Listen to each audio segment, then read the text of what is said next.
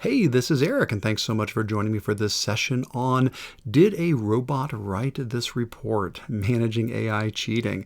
Before we dive into the session, real quick, just want to make sure you can get to the resources for this session. You do see a bit.ly link here at the top, bit.ly/Kurtz-AI cheat. That short link will get you to a Google document, resource document that has everything in there that we're going to be covering in this session. I would encourage you to pull that up so as we go through this, you can follow along and try out the different things that we're taking a look at. What that document looks like is this. So if you're winding up in this document, you're in the right place. Quick heads up, the first page does have all of my contact info. Feel free to connect in any way that works best for you. Page 2 does have a link to the slideshow if you do want to view or copy the slides. And there's also a link to my general AI resources page. Do a whole lot more of AI content than just what we're covering in this session. So there's loads of other resource documents and training videos and posts and tools and things that are explored there. I would encourage you to explore those. And then the rest of the document, well, that's basically everything we're going to be exploring throughout this session. And once again, that is at bit.ly/Kurtz-AI cheat. All right.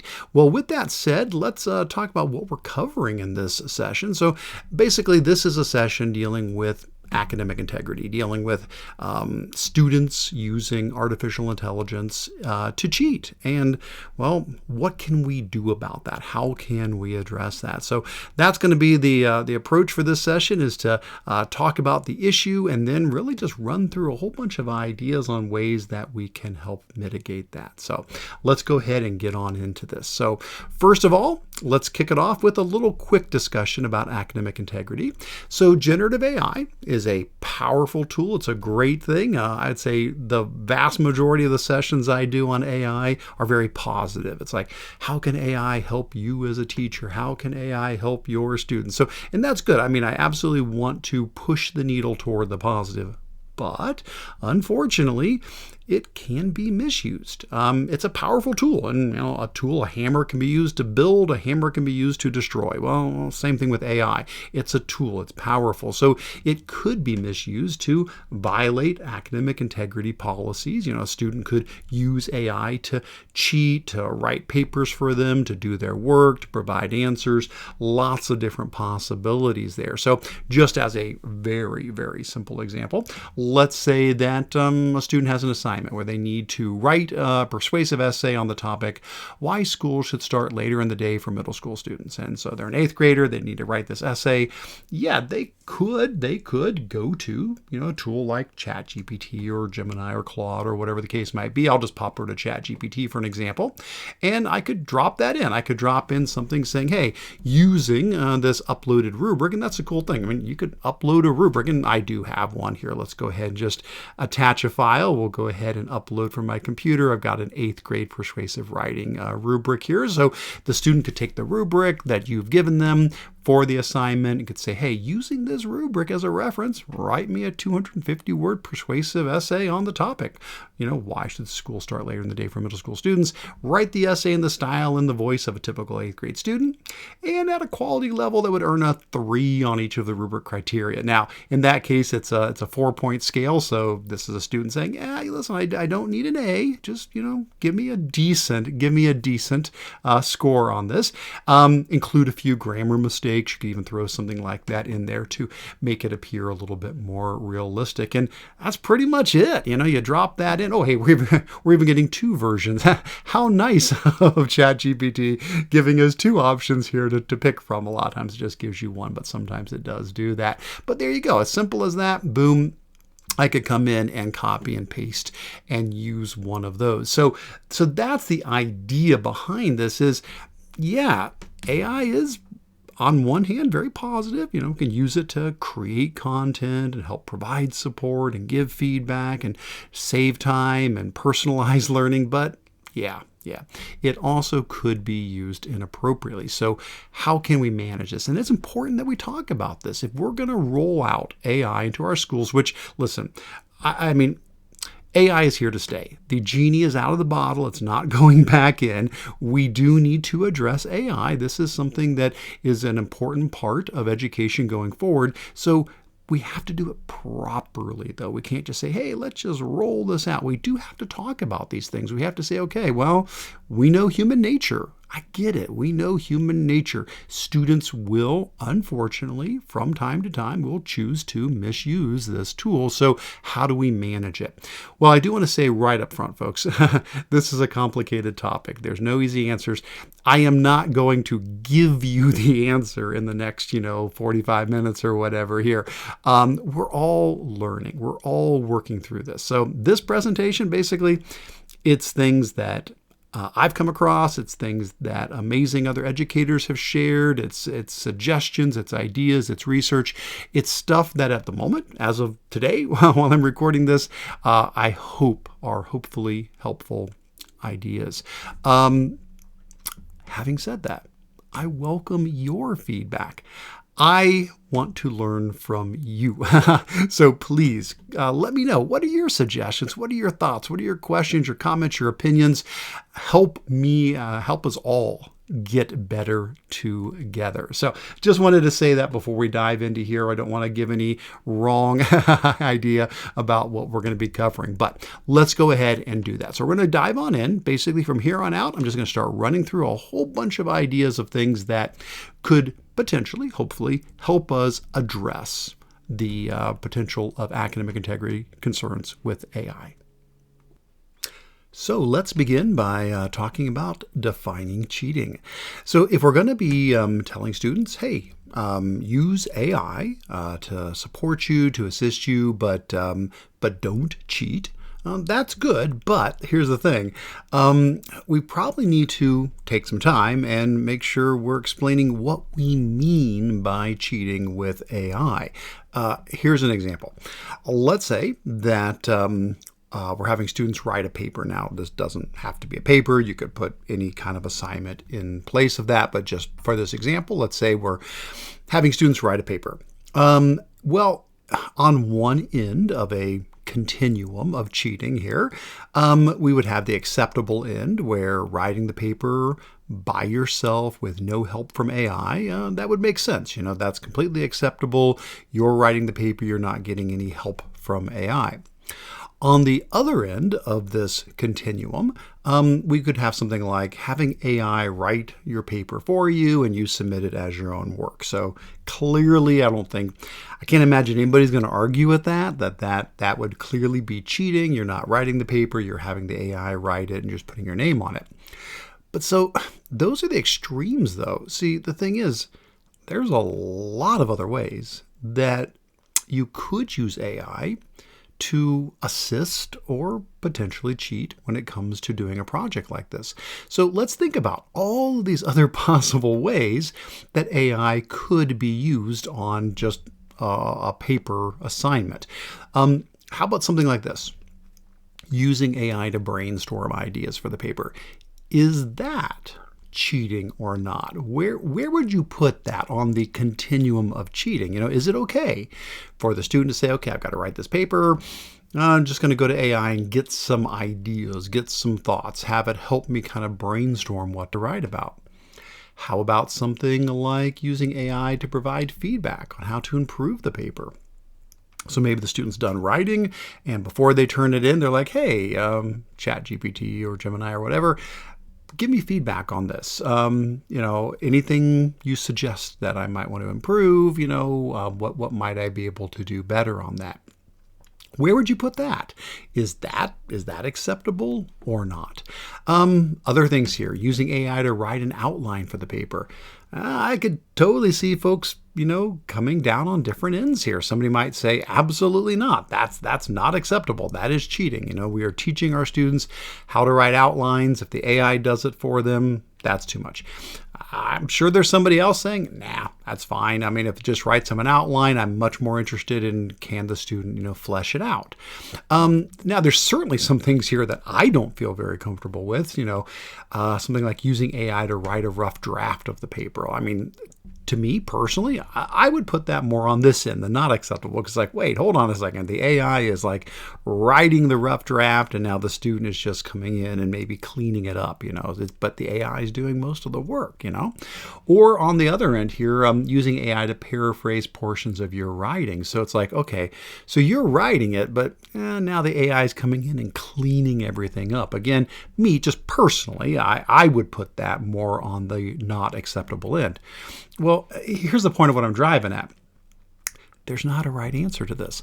I'm not going to click and move to a new slide where I've got, okay, these all go on this end and these all go on this end, because that's the point.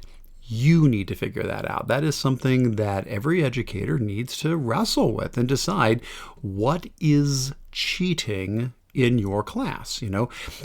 When does it go from AI as assisting the student to it's too much? AI, it's now cheating. The student is using it to cheat, not just for assistance. And here's the point, folks. It depends. It depends on the grade level. It depends on the subject area. It depends on the objectives of the assignment. What are you trying to accomplish with the assignment? That makes a big difference. It can make a difference whether it's the first month of school or the last month of school. You may be focusing on different things. So here's basically what I'm saying here is step one when it comes to addressing cheating with AI.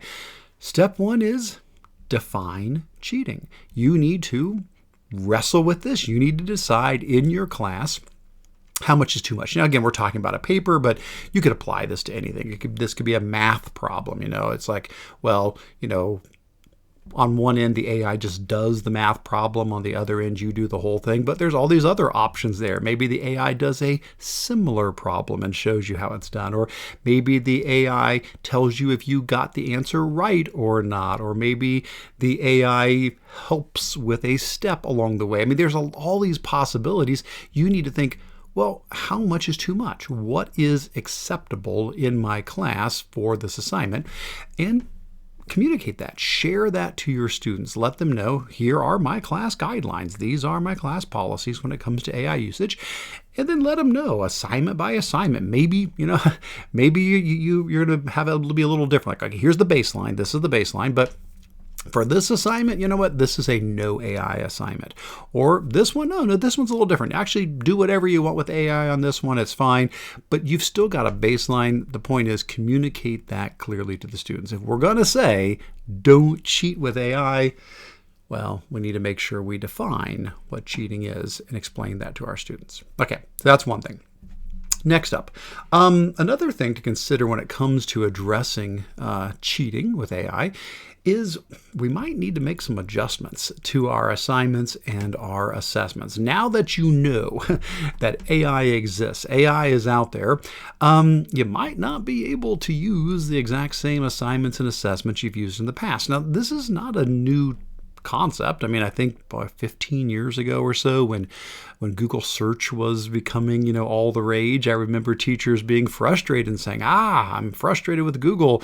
I send home these worksheets and the students are just Googling the questions and they're getting the answers. And, what was the response back then? We said, well, you might have to change your worksheets. You might not be able to do that. If it can just be Googled, you might need to come up with something different, or you might need to deliver it a different way.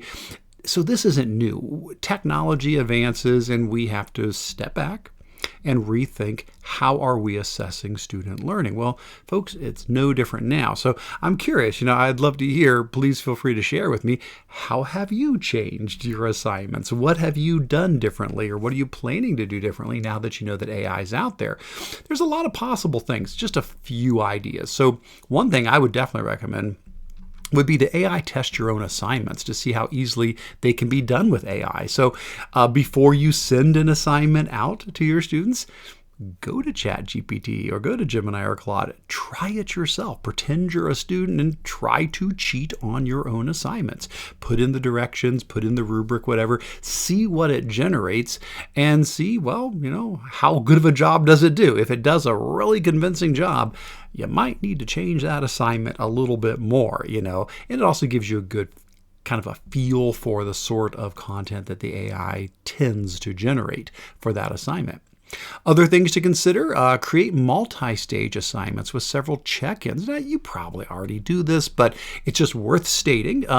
Yeah, if you've got an assignment that's going to, take several days or a week or more to complete, like a writing assignment or a project, don't just have one due date. Have multiple due dates where the students are going to share what they've done up to that point. So, maybe it is a paper. Well, don't just say, hey, in 2 weeks this is due. It's like, no, in 2 days, I want your brainstorming. In 4 days, I want an outline. And in 6 days, I want a rough draft. And then in 8 days, I want some revisions. And then on the 10th day, now I want the final paper. And now you've got these checkpoints along the way to see the student is actually working on the project, not waiting to the last minute when they're going to panic and be like, okay, I got to get out of this and then time's run out. So I guess I'm going to, maybe use AI to bail me out of this situation. Instead, we are monitoring the process each step along the way, and that can help. Other things to consider with adjusting assignments, including more personal items in your assignments. Just as one simple example, I had a middle school teacher who said she's changed how she does book reports. Used to be that the assignment for a book report was basically summarize the book. She realized that's too easy for AI now. Anybody can just go to AI and have it summarize a story. So now her book report, it's more along the lines of something like this. Share something, a personal story from your own life, and then explain how that experience from your life relates to the book that you read. So trying to weave in things that are a little bit more personal that would be more difficult for an AI to accurately create. Another thing, maybe more in-class work. Pretty straightforward, simple answer, but yeah. Well, you might have more writing that is done in person, in class, in front of you as the teacher, or math, or whatever the projects are that students are doing. We may see more of that being the case because then, the student did the work, and you also are getting good samples of how they actually write or how they actually work because they're doing it right in front of you. Other things to consider with adjusting assignments, when possible, maybe more oral responses. That's something that it's a lot more authentic. If a student is speaking an answer, they're giving the answer, putting it in their own words, explaining something, that's obviously harder to cheat with AI on that. And it might be a situation where after a student writes something, if it doesn't seem quite right, maybe that's when you pull them aside and say, hey, let's have a discussion about this. In your own words, explain this to me. Let's talk about this project or this problem or this writing that you did. Or it could just be that you include more oral responses throughout, just regular daily activities, performances, Socratic seminars, debates, speeches, classroom discussions. I would say one of the biggest challenges with this a lot of times, though, is time. And I totally get that. It's like, Eric, yeah, that's sure.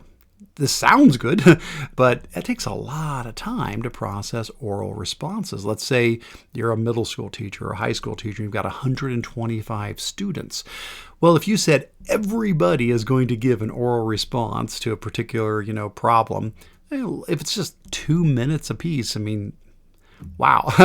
That's 4 hours of oral responses you've now got to process. So here's the thing, though. As much as AI might be creating some challenges, it's also creating tools to help address those. So one of the tools I like to give a lot of shout outs to is Snorkel. This is an AI tool that is designed to assist you with oral responses. I'll go ahead and pop on over to the site here. So basically what you do is you create a class, and then inside of that class you create activities. I won't go into any great depth on here, but I'll just show you the basics so you get the idea behind it. I'll just pick a pretty straightforward one here.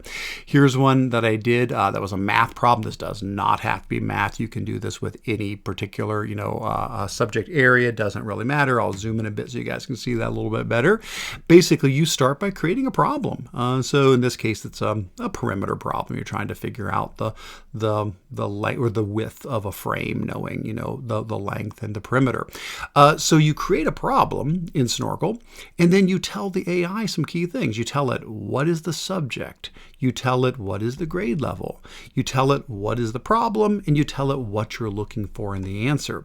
And then basically the students, they just come to Snorkel and boop, they hit record. It's as simple as that. They click a link, they hit record, and they start speaking. They record their response to the question. Now they do have a whiteboard if they want to use it. They don't have to, but they can draw on the whiteboard as well. And here's the beauty. Snorkel then takes everything they say and it transcribes it. And then it takes everything they draw on the whiteboard, if they do, and it pulls that as well. And then it grades their spoken and written, drawn, their visual response, but their spoken response. And it grades that based upon the exemplar you set up. It grades it on two things. So it grades it for, is it correct or not? So it looks to see if the answer is correct or not, but it also grades for how well the student explained themselves on a 0 to 4-point scale there, because you could get the right answer and not really have a good explanation, or you could get it wrong, but actually really get what's going on. You just messed up in a small spot. So the beauty of this is you can have all of your students give oral responses, and you can go in and say, you know what? Okay, all of these got it correct. I better listen to these. These ones did not get it correct. What's going on? Where are they struggling? Let's go in and take a closer look at those. And it does lots more stuff than that, but just wanted to give a quick shout out to Snorkel. I do have a blog post here as well that's linked in the agenda that you can check out. But those are the kind of tools that can help us begin to adjust our assignments in an AI world. And of course, there's lots of other adjustments we can make. There's other ways to assess students besides just writing, whether it's group projects, internships, problem-based learning, et cetera, et cetera, et cetera. But that's one of the things we do need to consider when it comes to addressing AI and academic integrity. All right, next up, the third thing we're going to take a quick look at is encouraging proper citation. So we've told students this is what is cheating. We have adjusted some things with our assignments to make them a little more AI resistant. I am not going to say AI proof because obviously that does not exist, but a little more AI resistant. So the next thing is saying, okay, if you've used AI, just let us know. So I've seen a lot of schools start to encourage or to require citation, some sort of an AI credits or AI acknowledgments portion. Now, if it's a higher level class, there's MLA, APA ways to say, okay, I had a conversation with ChatGPT and here is, how I am referencing that. But even if it's not something that fancy, just including a blurb somewhere at the bottom of the paper or at the end of the project where the student just discloses, here's how I used AI in this project. So as a very, very simple example here, let's say I've got this essay I'm writing about the pros and cons of electric vehicles. And here's my first draft, and then here's my final version. And then basically the idea is just having something like this at the bottom, just an AI credits section where the student says, hey, I used AI to help me brainstorm ideas for the report and to provide feedback on how to improve my writing. And here we have a link to that ChatGPT, in this case, conversation. When you do have a conversation in ChatGPT, you can share that. So like earlier when I was doing this example here, you see there's a share button at the top. You can click on that. That generates a link. You can then give that link, and then the teacher could actually see what the student typed, how the AI responded, and then what the student typed and how the AI responded. And that allows the student to give proper credit on their use of AI. So seeing a lot of schools starting to just build that right into their guidelines and policies, saying if you use AI, that's great. Just be sure that you are transparent about it. All right. Let's move on to the next topic, monitoring AI usage. So, hey, we've told students what is cheating and what is not. We have tried to make our assignments more AI resistant. We've encouraged students to be transparent and cite their use of AI. Well, the problem is they could still just lie. They could still just say, well, Mr. Kurtz, there's nothing to cite. I wrote this. This is completely mine. So we do have to talk about monitoring AI usage. So it's important that we check for signs of misuse. It's important that we need to keep an eye out for suspiciously high quality work or work that doesn't match the normal style, something that doesn't seem right. Now, keep in mind, one of the most important things here is knowing your students. Nothing is ever going to replace that. The more you know your students, the more relationship you have with them, the better you're going to be like, that just doesn't sound right. So that does need to happen. But this might be one of the hardest things in this entire presentation. This is probably one of the stickiest, most difficult things. How do you do that? How do you monitor, did a student actually use AI on this, or did they write it themselves? Now, folks, there are websites out there that they'll do this for you. Yep, they exist. GPT-0 is just one of many. There's tons of them out there where basically you go to the website, and then from the website you put in some text. I'll just click on a sample here. And then you submit the text, and then the AI does an analysis, and it's like, we are highly confident this was AI generated. 100% probability this was AI generated. Now, here's the thing. I'm showing you that, and you're probably thinking, oh my gosh, this is wonderful. This is the answer. But no, unfortunately, no. These are really popular websites, but they're not 100% accurate. Even GPT-0, the one I just showed you there's this itty bitty teeny little fine print at the bottom there. If I blow it up so you can see it a little bit better, it says at the bottom, this result should not be used to directly punish students for, more holistic assessment, responsible use, read this and so forth. They'll say, thankfully, although it's in teeny little fine print, hey, don't use this to directly punish students. And this is not just a GPT-0 thing. This is a challenge. Take, for example, ChatGPT. So OpenAI, the company that makes ChatGPT, they used to have an AI detector. It was free on their site, and you could go and paste things in. It would tell you whether or not it was AI generated. Well, last year they shut it down. They shut it down because they said it had a low rate of accuracy. Basically, the folks who make ChatGPT were like, we can't tell if something was written by ChatGPT. Now, I understand they do have a new model. They are working on this and improving it. But the point of that was basically that it's hard. It's very challenging to be able to predict, to be able to say whether something was AI written. Now, why is that? There's a lot of reasons, and we'll just hit these real quick. We don't need to go into great depth, but there's a lot. I mean, one of the simplest is just they're just not accurate. They're not 100% accurate. There's a study that was done that, had some of them as low as like 55% accuracy. Some of them got pretty good. We had some 97s in there, but it could be different from paper to paper, depending. And that's just one study. There's a lot of examples out there, and I would encourage you to try it yourself. Take something you have written and run it through a bunch of them, and see how well it identifies it as human or AI or whatever the case. So the simple fact is, they're not going to be 100% accurate.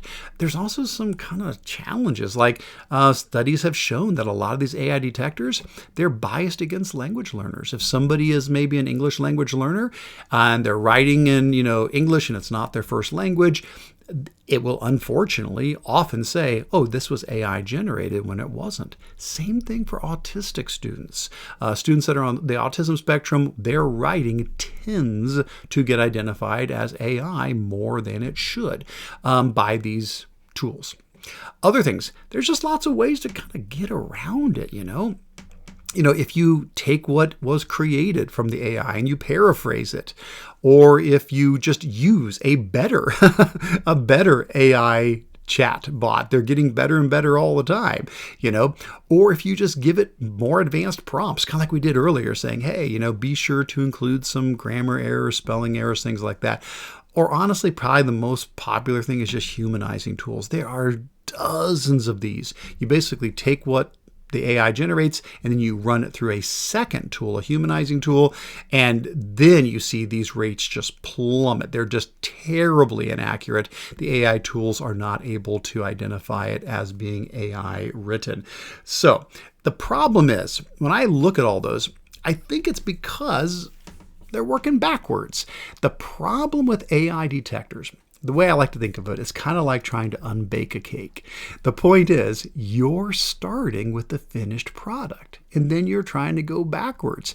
You're starting with the finished paper, the finished project, the finished product, and then you're trying to go backwards and figure out, how did it get created? Was AI used to help this? Using algorithms and statistics and things like that. It's like unbaking a cake. It's like, okay, here's this cake. How did it get created? Well, you can probably make some pretty good guesses, but no, you'll never have it quite right, exactly what all went into this cake. So I think we need to go the other direction. The best way to monitor AI usage isn't to unbake the cake. It's not to start with the end and throw it through a tool. Instead, we need to be using tools and techniques that allow us to monitor the student's work as it's being created. We need to follow along with them while they bake the cake, while they work through the process, while they write the paper, do the work, whatever it is they're creating. Any tool that helps with that, I think that's a step in the right direction. I think that's more important, is tools that help us monitor the process. So what kind of options do we have? There's lots of them out there. Now, if you're a Google using district, absolutely, I would say right off the bat, one of the best things you can do is to use version history. This is not a new tool. This is something we have had for years and years and years and years. As long as I can remember, it's been part of Google Docs. So it's in Docs and Slides and Sheets and all the Google tools. Version history is a feature in Google products that tracks changes. It tracks every single change that is made to a document or a slideshow, who made it, when it was made, what the change was. This can be really helpful for you to follow along and see, as the student writes their paper or does their project, the work they put into it. So let's take a quick look at this as an example.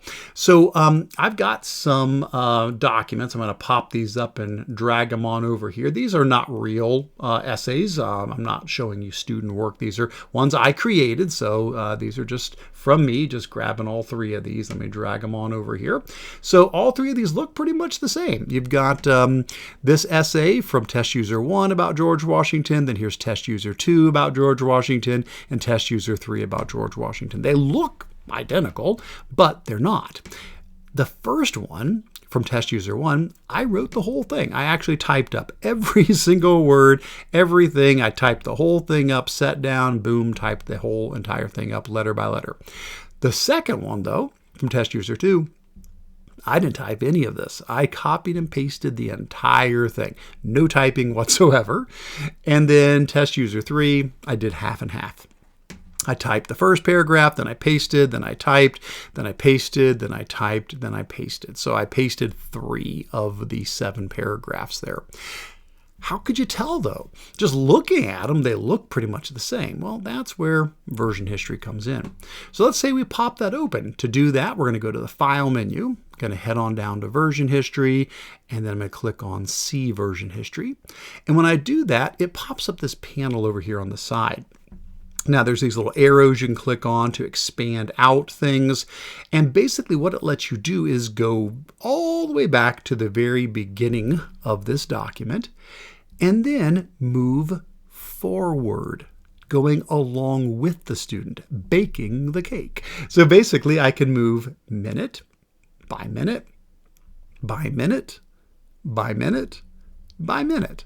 And little by little by little, I can watch as the document gets created. That's what writing should look like. There should be a sentence here, a sentence there, something gets deleted, something gets changed, a new thought gets put in. That's normal writing. That's what normal writing looks like. Contrast that with test user 2. If I go File and Version History and See Version History, there's not even anything here to expand. It basically is, here's the first version of it, and then boom, there's the entire document, So no, clearly nobody typed that. Nobody types that fast, that was pasted. That came from somewhere else.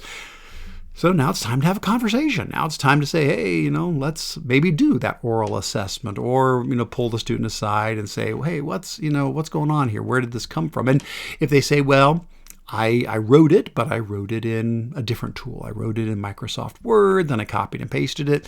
That's another thing I'm seeing schools starting to put in their policies, saying, okay, listen, if it's graded work, if we provide the Google Suite to you, then yeah, that's where the work needs to be done. So that way we can just monitor the entire process as it works through. Now, the cool thing about version history is it actually is even more granular than it lets on. So I was showing you earlier, I can move like a minute at a time. There's been a lot of times I've been like, you know what? I wish I could look at like a second at a time, not a minute at a time. Well, here's the cool thing. Turns out Google actually tracks that. Google actually records every single keystroke, a timestamp for it. It just doesn't show it in version history, but it's there, it's recorded. So it turns out there are other tools you can use, things like Draftback or Revision History or Brisk. These are tools that you can use that tap into the additional details that version history is recording. So let's look at Revision History and Brisk as an example here. So Revision History is an extension, well, so is Brisk. Both these are extensions. I've got them installed. I think I just have it turned off at the moment. I've got Brisk already on, but let me turn on Revision History. I've got that turned off at the moment. There we go. Just turn it back on. And let me go ahead and tell you what, let's just refresh these so it knows that it's there. Just give it a quick refresh, and that way it'll recognize that it's there. And I think I'll zoom in a little bit just so you guys can see this a little bit better. Let me pop that a little bit larger. That should help. Perfect. Okay. So now what I'm doing is I'm using a totally free extension called Revision History. Now, the student does not install this. You install this. It's something you're using, and there's nothing special about it. It's just pulling what's already in version history. It's doing nothing other than what Google is already recording. It's just putting it in a more easy to read manner. So here's what it does. What Revision History does is it puts a yellow bar across the top of all of my documents. So when I go to open up a document, I get this quick insight into the writing process, which is what we're talking about here, following the process. What does it share? Well, first of all, it tells me how many deletions there were. That's important because in normal writing, there should be. You make mistakes. We have typos, so there should be deletions. If there's not deletions, yeah, things are getting copied and pasted. Next, how many large copy pastes are there? Well, in this case, it says 0 because remember, this is test user 1. I wrote the whole thing. I did not copy anything. A large copy paste is 20 or more words or 150 or more characters. So in this case, that is accurate. I did not copy or paste anything. Next up, writing sessions, 5. Well, that's great. Yeah, anytime there's like a break of 5 or more minutes, that's considered a new writing session. Yeah, because you take breaks. You start, you stop, you start up again. That seems normal. And then finally, active writing time. In this case, 32 minutes. Active writing time is how much time was actually spent doing the typing. I mean, maybe I worked on this for 6 hours, but I typed for 32 minutes. And for a page and a half, yeah, 32 minutes seems reasonable. Now contrast that with test user 2. Test user 2 is the one where I copied and pasted the whole thing. So deletions 0, no deletions. Large copy paste 1, yep. Writing sessions only 2. Active writing time 2 minutes and 36 seconds. So right off the bat, clearly we're like, okay, we've got to investigate. I need to dig deeper. There's a problem here. This was, 2 minutes, Or let's look at test user 3. This is the one where I pasted 3 of the paragraphs. So I typed 4 and pasted 3 of the paragraphs. Well, what does it say? Large copy paste? 3. Absolutely. Active writing time, only 18 minutes. Yeah, some students are going to type faster than others, but over the course of looking at, 100 essays or something, you're going to pretty quickly figure out what's typical and where the outliers, or I guess the liars, might be, the ones that don't fit into that pattern. Now, in a case like this, I'm like, we got 3 large copy pastes. They only wrote 18 minutes. Let's click on details. Let's go deeper. So I can click on details and yep, there we go.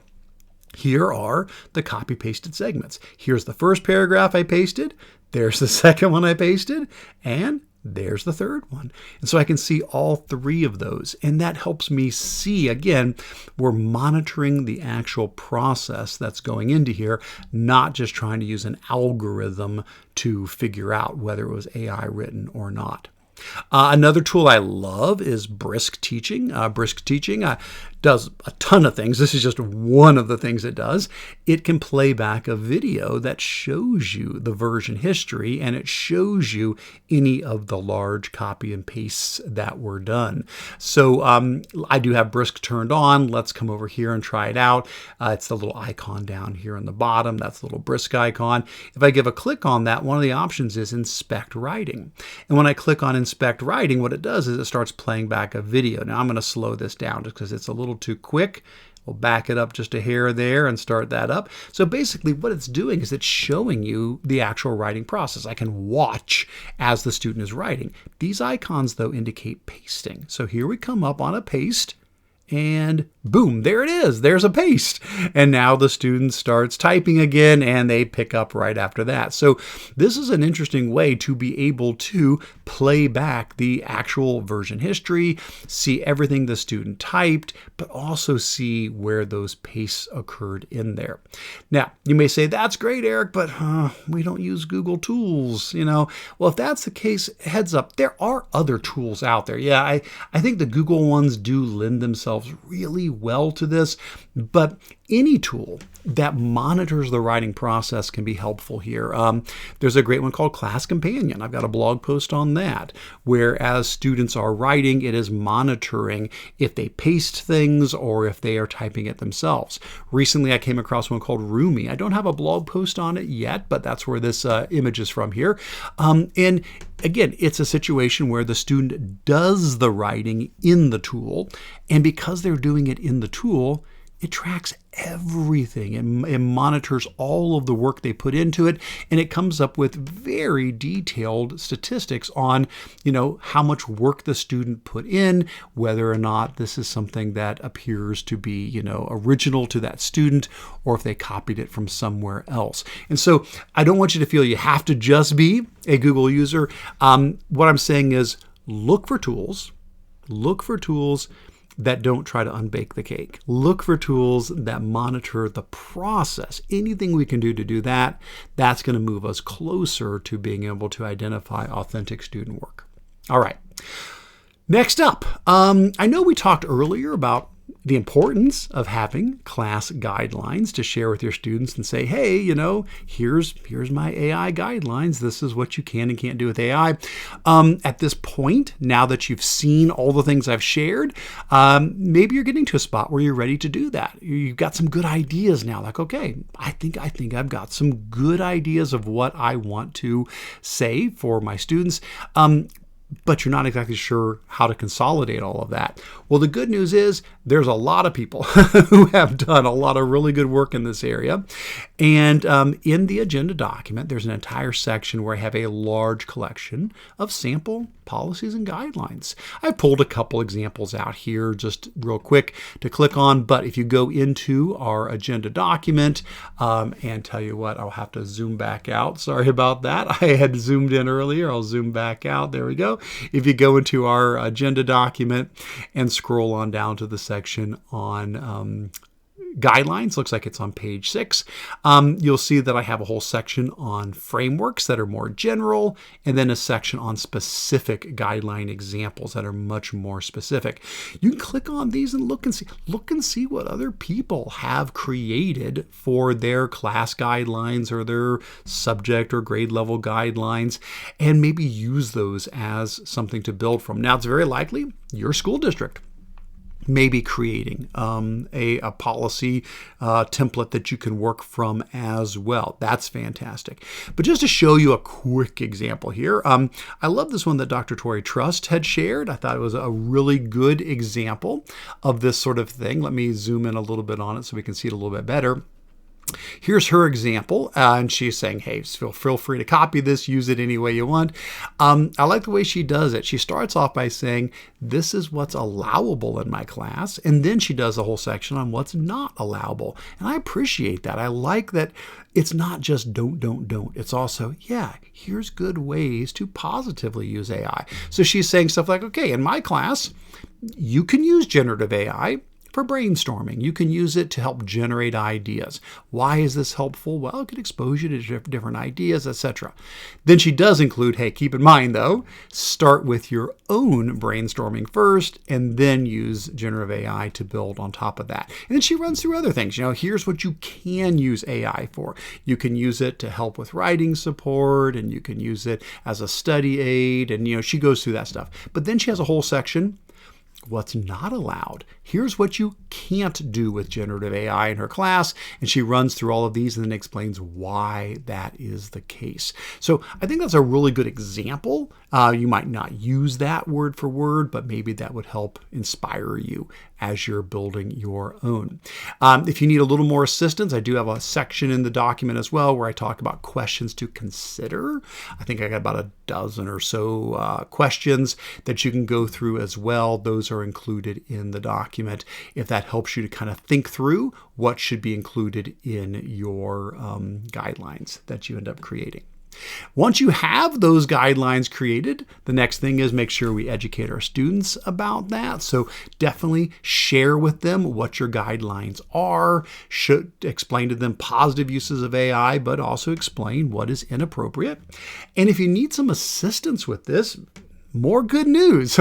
There's a lot of absolutely free curriculum out there to teach students about the ethical usage of AI. If you just scroll down a little further in our document, you'll find the section here on page 8, Educating Students About AI, and you'll find, I don't know, dozen or so totally free curriculums from all over the place. Google, MIT, code.org, Common Sense Media. There's loads of these here. And they are designed to be lessons that you can incorporate in your classroom. Some of them are videos, activities, lessons. You can pick and choose what works for you, but you can incorporate these as ways to help educate students about the appropriate use of AI. But it's not just educating our students, it's also parents and guardians. Please do that as well. Make sure you share what your guidelines are. What is cheating? What is not cheating? What AI tools might a parent or guardian expect to see at home? And these are okay. These are tools we are encouraging, or this is appropriate use, this is not. That can really help parents have a better idea of what is appropriate and what is not, and provide that additional support network there at home.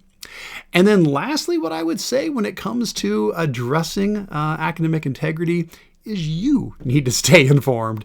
You need to stay up to date on AI and all the changes that are happening so that you can more easily identify if AI is being used, or what tools are out there to help support you in that. So at the very bottom of our agenda document, I have a list of resources that I like to pull from. So way down at the bottom here, there's some great books. I own every one of these books. They're all fantastic books about using AI in education.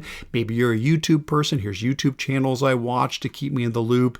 If you're a Facebook person, there's some great Facebook groups you can join to talk about AI in education. If you like podcasts, there's great podcasts about this. Newsletters, you can get these delivered to your email inbox every week. Newsletters talking about AI in education. If you're looking for, online courses or videos, there's those as well. So there's so many ways to stay informed and keep learning yourself. And that's it. That's the main ideas that I wanted to share in this session. Again, we're not solving the problem of cheating with AI, but I hope we're helping to address it. So, as I said earlier, I want to hear from you. So first of all, thanks. Thanks so much for just, taking the time to hang with me through this. Remember, everything that we looked at can be found at bit.ly/Kurtz-AI cheat. But please let me know your thoughts. Have you come across, tools that seem to help support addressing potential AI misuse, cheating, academic integrity concerns? How have they worked for you? What techniques have you used?